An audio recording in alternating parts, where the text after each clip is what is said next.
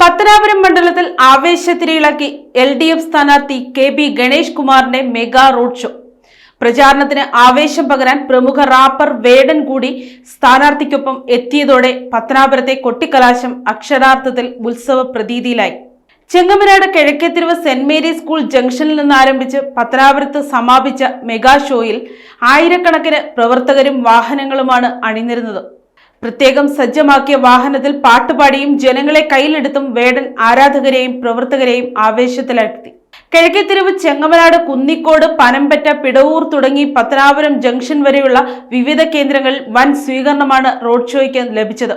സ്വീകരണ കേന്ദ്രങ്ങളിലെല്ലാം സ്ഥാനാർത്ഥി KB ഗണേഷ് കുമാറിന് വേണ്ടി വേടൻ വോട്ടഭ്യർത്ഥിച്ചു.